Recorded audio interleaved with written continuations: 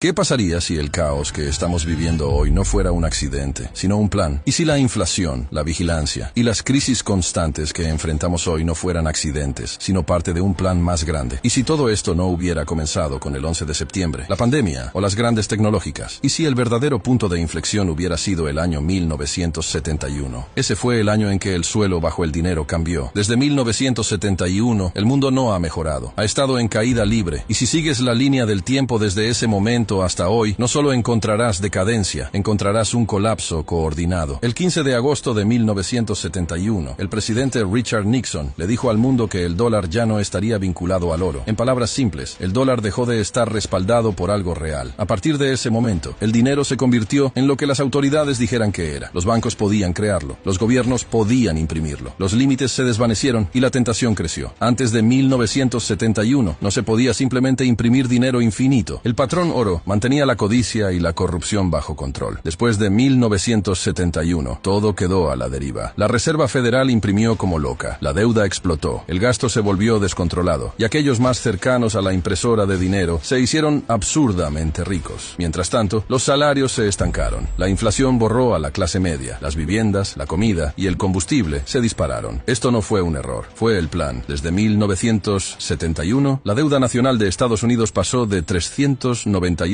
millones a más de 34 billones. El precio promedio de una vivienda saltó de $25.000 a más de $400.000. La matrícula universitaria, la gasolina, el alquiler, todo aumentó 10 veces o más. Pero los salarios se mantuvieron estancados. Trabajas más duro y recibes menos porque no estás destinado a progresar. Estás destinado a permanecer endeudado. Desliza, pide prestado, consume. Ese es el juego y comenzó en 1971. Hagamos un zoom hacia afuera. Antes de 1971, las monedas globales estaban vinculadas al dólar estadounidense, que a su vez estaba vinculado al oro. Después de 1971, ese sistema se rompió y el caos siguió. Ahora cada país podía imprimir, inflar y manipular a su manera la economía. Las corporaciones trasladaron la mano de obra al extranjero. Los gobiernos persiguieron crecimiento impulsado por deuda. Las naciones se convirtieron en casinos y la avaricia se volvió global. La manufactura colapsó, la desigualdad explotó. La deuda se convirtió en el combustible del progreso. Todo se volvió falso, desde los mercados hasta los medios. Pero nadie lo detuvo, porque los ricos se estaban volviendo más ricos. ¿Quieres saber por qué el 11 de septiembre importó tanto? Después de abandonar el oro, Estados Unidos necesitaba algo nuevo para mantener al dólar en la cima. Encontró el petróleo. El acuerdo del petrodólar con Arabia Saudita significó que la mayor parte del petróleo se cotizaba en dólares. Eso mantuvo la demanda global alta. Pero si desafiabas ese sistema, tenías que pagar un precio. Irak habló de vender petróleo en euros y fue invadido. Libia intentó lanzar una moneda respaldada por oro, y a Gaddafi lo eliminaron. Irán enfrentó oleada tras oleada de sanciones. La defensa del dólar se convirtió en una regla silenciosa del mundo. Luego llegó el año 2008. El sistema financiero colapsó bajo el peso de sus propias mentiras. La solución no fue una reforma. La solución fue imprimir más dinero. Billones aparecieron de la nada. Los bancos fueron rescatados. La gente común perdió hogares y ahorros, mientras Wall Street descorchaba botellas. Avanzamos rápido hasta el año 2020. Llegó una pandemia. Comenzaron los confinamientos y, ¿adivina qué? Volvieron a imprimir. 6 billones de dólares cayeron en la economía. Dijeron que era para ti, pero la mayor parte fue para las corporaciones, no para la gente común. Fue para BlackRock, para las grandes farmacéuticas, para Silicon Valley. Mientras estabas encerrado y distraído, reescribieron el libro de reglas. El trabajo remoto se expandió. Los códigos QR rastrearon movimientos. Las identificaciones digitales llegaron en programas piloto. Fue un experimento para la siguiente fase del control total. Y todo se remonta a 1971. Desde ese año hemos tenido guerra interminable, inflación interminable, vigilancia masiva, colapso cultural y un vacío espiritual que ninguna tecnología puede llenar. Entonces, ¿qué viene ahora? La moneda digital del Banco Central reemplazará el efectivo, el crédito social reemplazará la libertad y las identificaciones digitales reemplazarán la identidad. Lo venderán como progreso, pero es simplemente 1971 con esteroides. Y cuando llegue la próxima crisis, porque llegará, no ofrecerán oro, ofrecerán obediencia. Obedece para comer, obedece para vivir, obedece para existir. Ese es el final del juego. Así que aquí está la pregunta que corta el ruido. ¿Fue 1971 el momento en que el mundo entró en un nuevo tipo de libertad? ¿O fue el momento en que se vendió al mejor postor? Si el juego está diseñado de esta manera, el único poder real que queda es verlo con claridad. Porque una vez que ves el diseño, dejas de jugar a ciegas.